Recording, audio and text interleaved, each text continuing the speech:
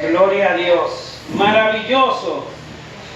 Feliz tarde para todos. Bienvenidos una vez más, ¿verdad?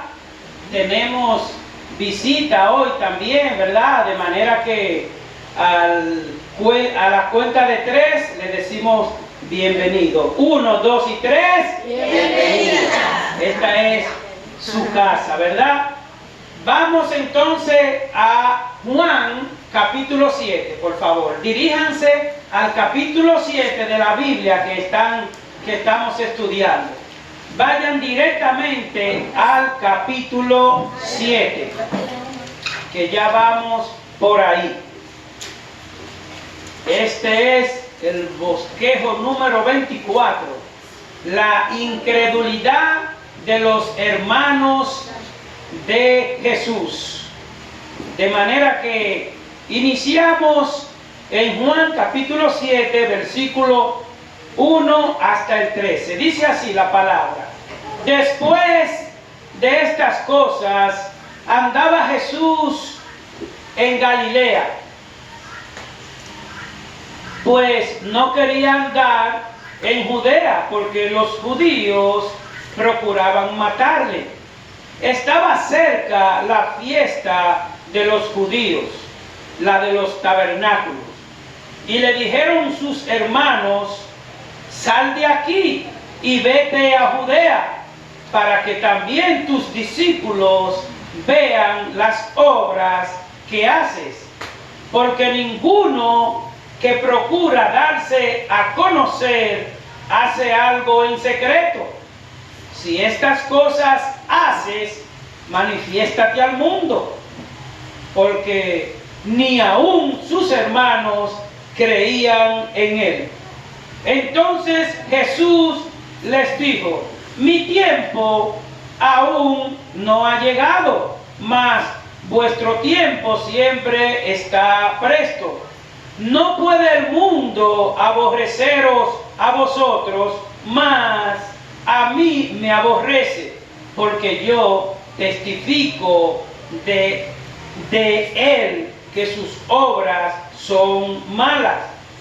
Subid vosotros a la fiesta. Yo no subo todavía a esa fiesta, porque mi tiempo aún no se ha cumplido. Y habiéndole dicho esto, se quedó en Galilea.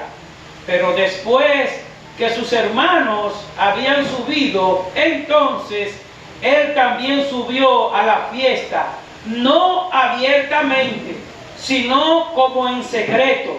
Y le buscaban los judíos en la fiesta y decían: ¿dónde está aquel? Y había gran murmullo acerca de él entre la multitud, pues unos decían: es bueno, pero otros decían: no, sino que engaña al pueblo. Pero ninguno hablaba abiertamente de él por miedo a los judíos. Padre, Dios y Salvador Jesucristo, aquí estamos reconociendo nuestra incapacidad, reconociendo nuestra pecaminosidad, reconociendo nuestra insuficiencia. Es por eso que te pedimos en este momento que tu Espíritu Santo obre de tal manera en nuestro interior que nosotros seamos luminares en un mundo cargado de soberbia, de deshonra y de oscuridad. En Cristo Jesús te lo pedimos. Amén. Gloria a Dios. Maravilloso. Maravilloso, hermanos. Aquí vemos ahora que esta parte que narra el Evangelio de Juan es una de las que tiene mayor detalles, ¿verdad?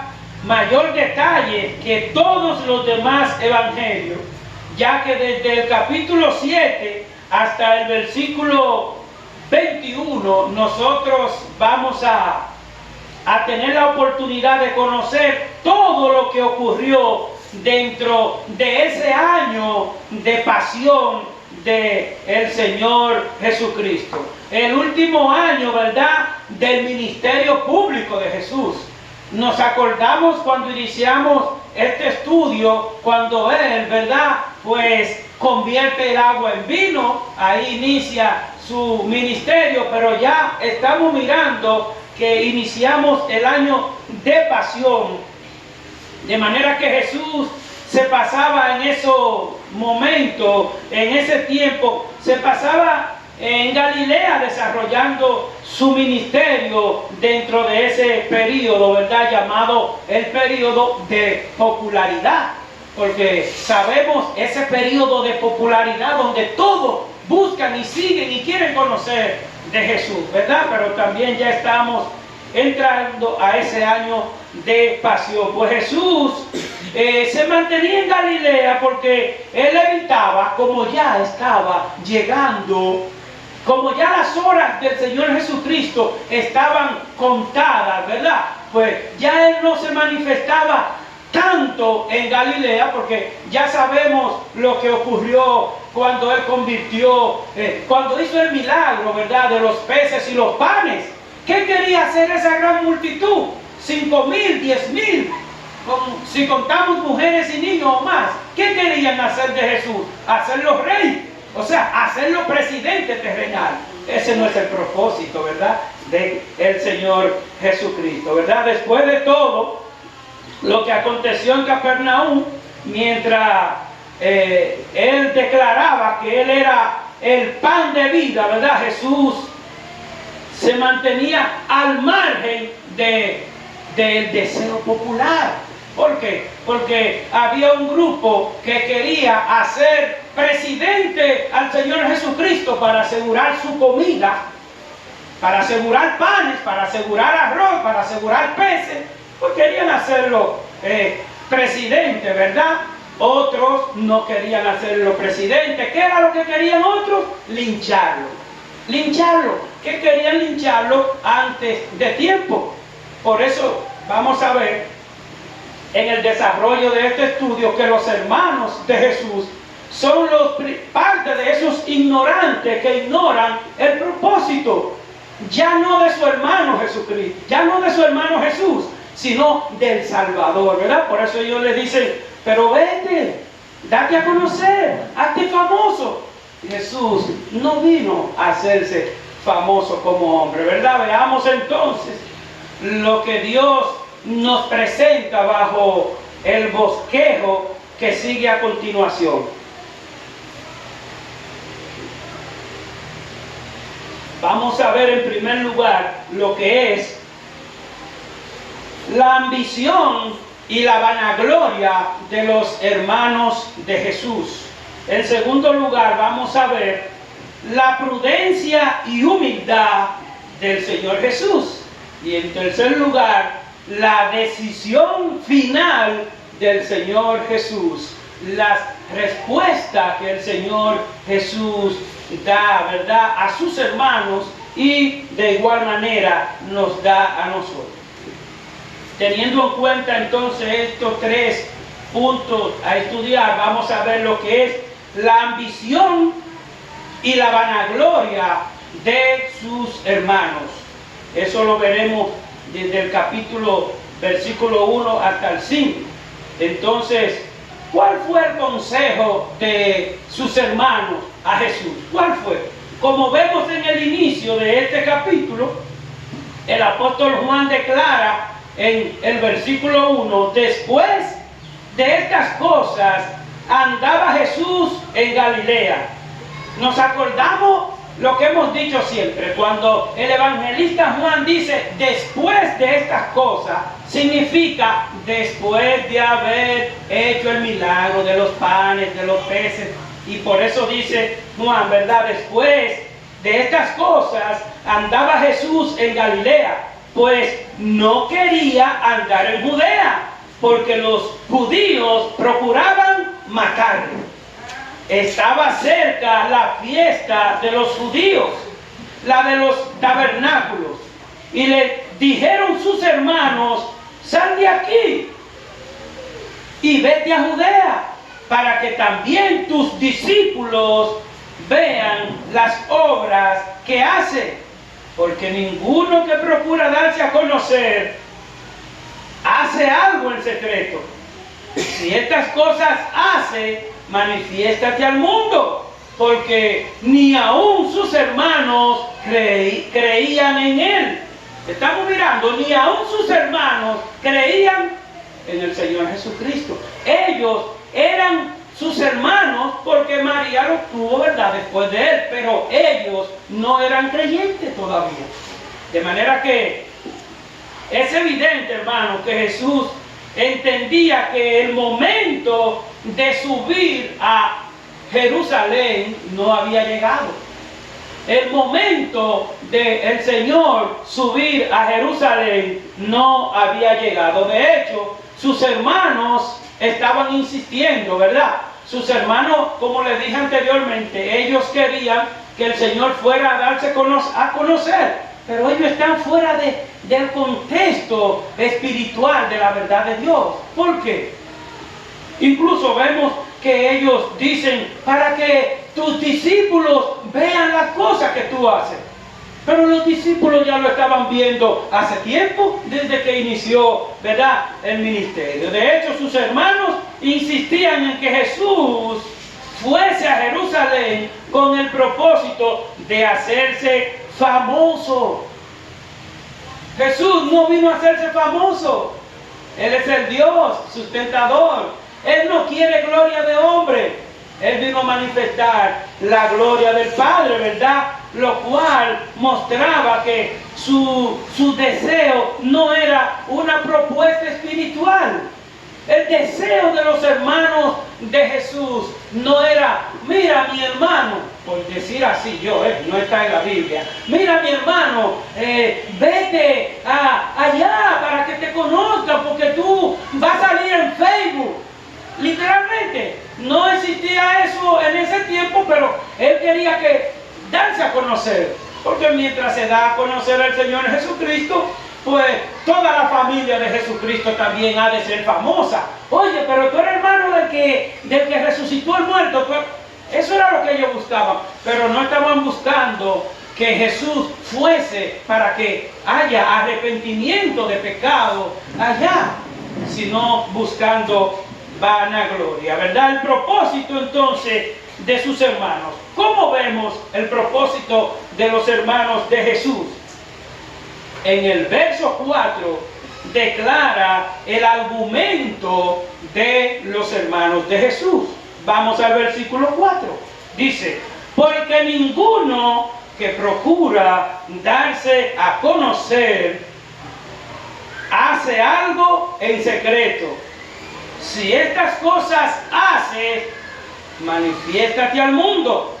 ¿Están mirando? Ellos lo que querían que el Señor Jesucristo haga como hacen los políticos aquí en este país. Ellos querían que el Señor Jesucristo actuara como hay gente en las redes sociales, que actúa solo para ganar like, para tener... No, ese no es el propósito del Señor. El propósito del Señor es que la persona reciba el evangelio de salvación en arrepentimiento de pecados genuinamente para salvación y vida eterna. Ese es el propósito por el cual.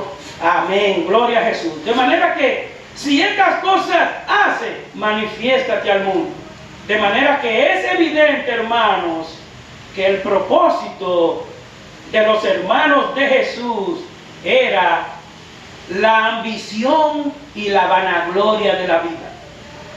Eso sucede en todas las personas que no tienen a Cristo en su corazón. Óigame, sin temor a equivocarme, la vanagloria de la vida, la vanidad del mundo está en todo corazón que no tiene a Cristo. Y nadie puede decir, ¿cómo? Pero él está equivocado porque yo no soy vanidoso. Óigame, yo le digo más. Todo aquel que está sin Cristo, aparte de ambición, vanaglorioso, está perdido. Está perdido. Porque Jesucristo fue aquel que vino, ¿verdad?, a rescatar a todo aquel que está perdido. Los hermanos de Jesús entendían que los judíos de Jerusalén debían conocer lo que los galileos vieron hacer a su hermano. O sea, vete para que los judíos vean todo lo que tú hiciste, pero no para que traiga, para que se manifieste la gloria de Dios. ¿Por qué? Porque si los hermanos de Jesús no tienen el Espíritu Santo, ¿qué habla la boca? De la abundancia del corazón, ¿qué habla la boca? Si en el corazón lo que hay es orgullo, ambición, avaricia, amargura, pues los hermanos de Jesús pues deben de hablar de lo que tienen internamente, ¿verdad? De manera que la incredulidad de los hermanos de Jesús, la incredulidad de los hermanos de Jesús. En primer lugar, el texto muestra explícitamente el por qué estos hermanos de Jesús estaban de esta manera. Porque veamos lo que dice el verso 5. Ya con eso es suficiente para que entendamos por qué ellos se expresaban así al mismo Señor. Dice, ¿verdad? El verso número 5 del capítulo 7. Porque ni aun sus hermanos creían en quién. Ni aun sus hermanos. De manera que cuando vemos personas que blasfeman, que se rebelan contra el Señor, pues ya ellos son candidatos para el arrepentimiento. Hay personas duras de corazón, pero cuando el Espíritu Santo le trabaja, pues mira, lo moldea, porque estamos mirando la incredulidad de ellos. Pero para la gloria de Dios, más adelante vamos a ver la transformación que hace el Espíritu de Dios. Aún ya estando su hermano, aún ya estando el Salvador en el cielo. ¿Verdad que sí? De manera que el texto muestra, ¿verdad?, que ni aún sus hermanos creían en Él. Los nombres de los hermanos de Jesús aparecen en la Biblia. Nosotros podemos verlo, ¿verdad? En Mateo capítulo 13, versículo 55, nosotros podemos ver que uno de los hermanos de Jesús se llamaba Jacobo, otro José, Simón, Judas, y también se destaca que tenía por lo menos 2 hermanas, ¿verdad? Aunque sabemos que María fue siempre un modelo de fe, como nos dice Lucas en el capítulo 1 del 38 al 45. Ella fue un modelo, fue elegida, pero eso fue María. Pero ¿y los hijos de María? ¿Eran un modelo? No. Esto para que nosotros entendamos que por eso aquí en la iglesia exhortamos siempre a la oración familiar. Porque si la esposa le entregó su corazón a Cristo, seguir orando fielmente por el esposo, porque la esposa no va a arrastrar por la correa al esposo al cielo. El esposo en el camino se cae y va para el infierno, si no tomó la decisión por Cristo. Pero pasa igual con los hijos. Yo no voy a llegar al lado de Jesucristo y le voy a decir, mira, Señor, este es mi hijo, mi hija Diana, mi hijo Manuel. No. Allá todos somos hijos de un solo Señor, de un solo Salvador, ¿verdad? Gloria a Jesús. Amén. Aunque sabemos, ¿verdad? Como dijimos, que María era un modelo, se dejó usar.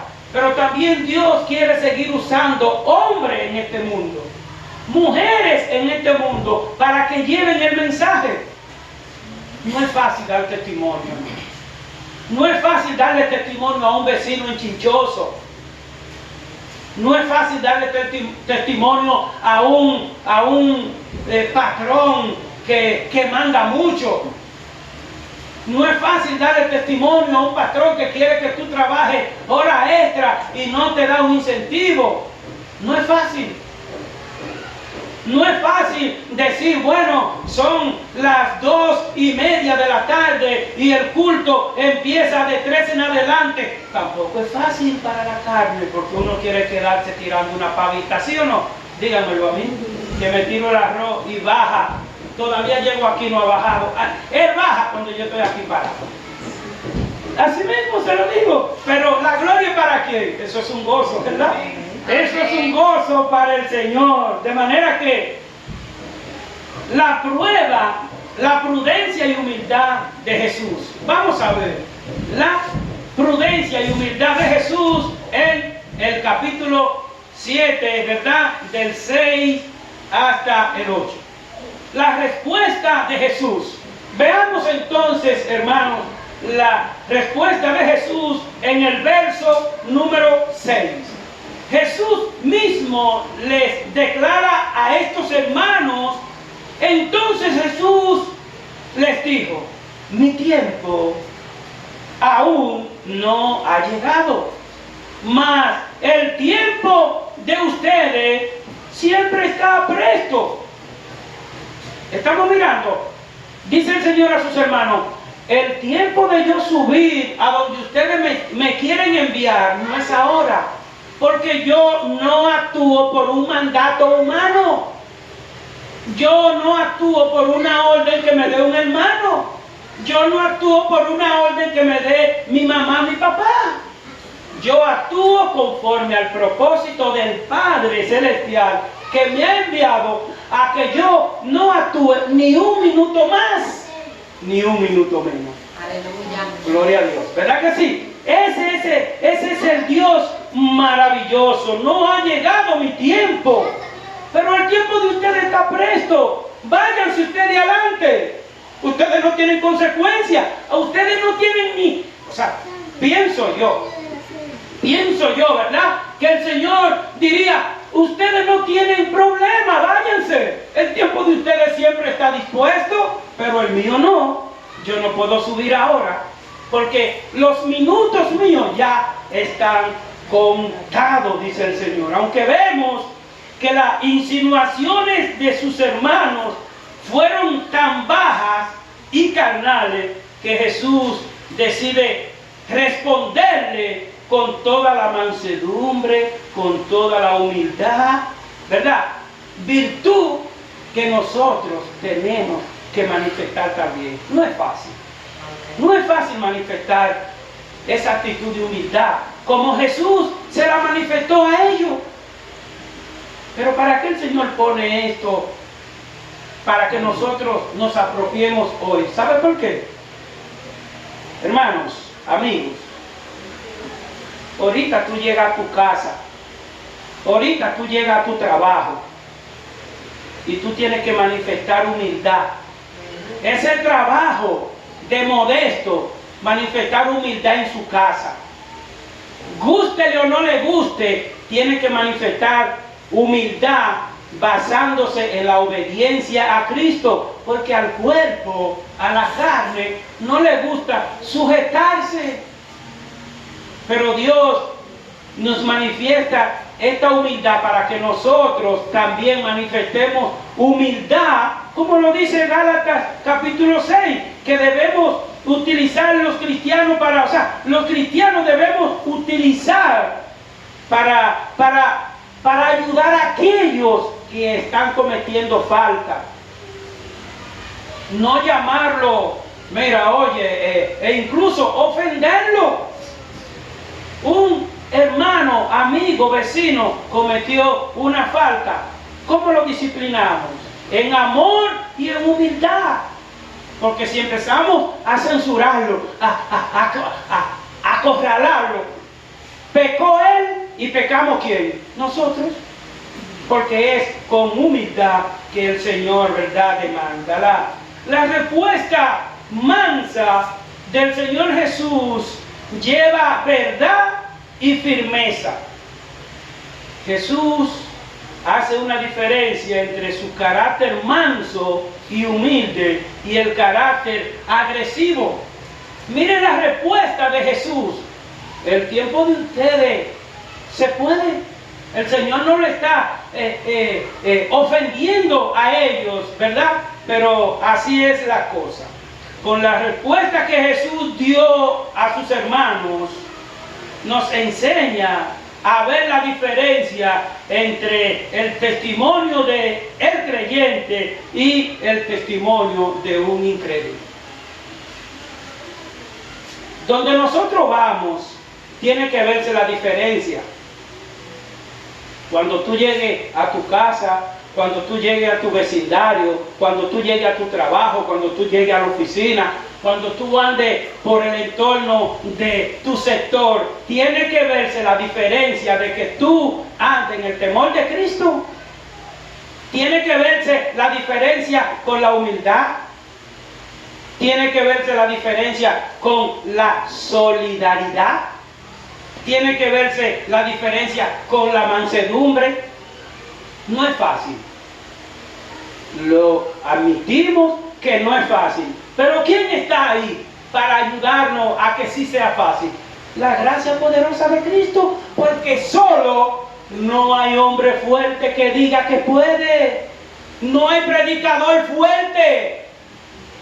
No hay pastor fuerte. Hay un Cristo fuerte que usa a los pastores débiles.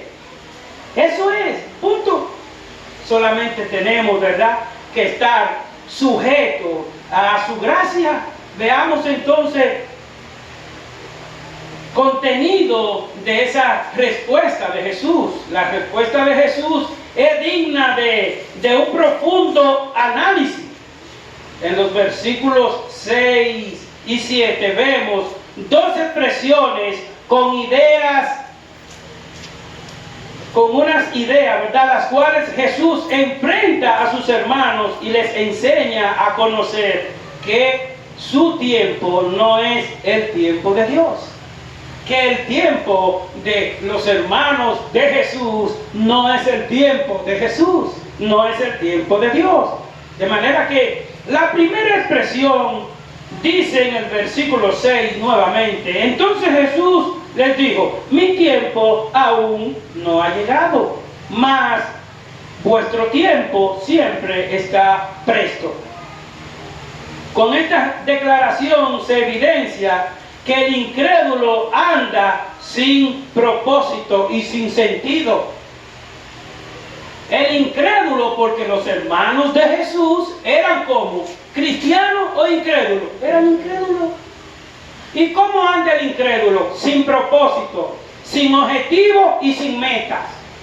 Aunque ande bien encorbatado, aunque se desmonte de un yate, de un avión o de un penthouse baje, cuando es incrédulo, anda sin dirección, sin rumbo, y lo que le espera es una caída en cualquier momento.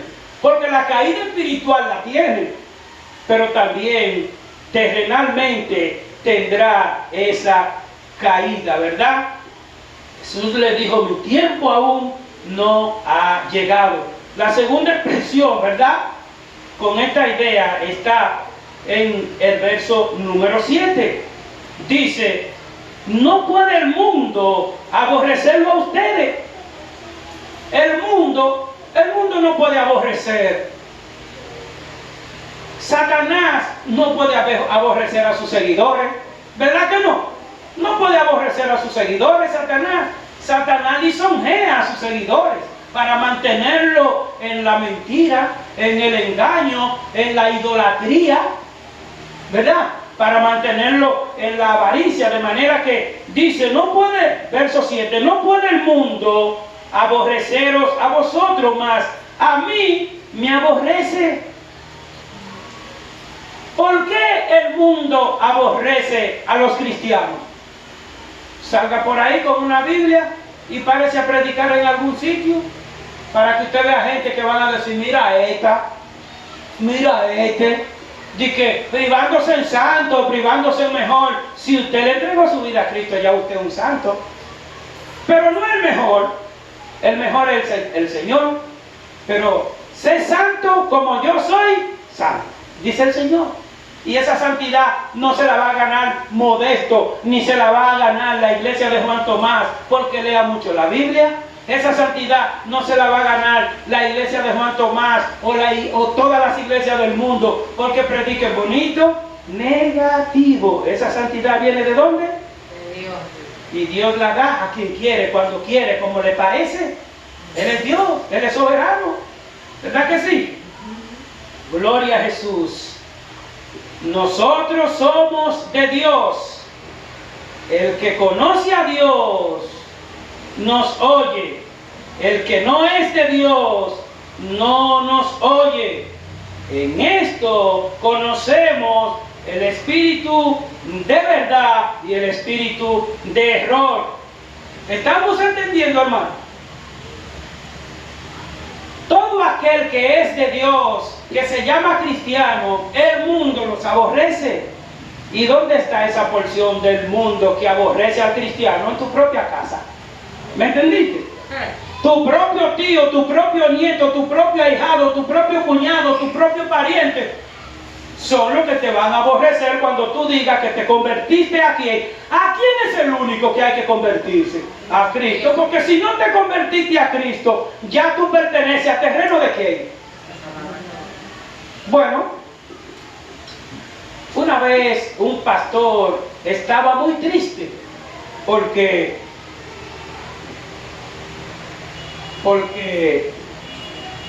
Satanás se llevó a unos de los jóvenes de la iglesia emprendedores. ¿Estamos entendiendo? Satanás se llevó a un joven de la iglesia emprendedor. Y el pastor de esa iglesia estaba muy entristecido.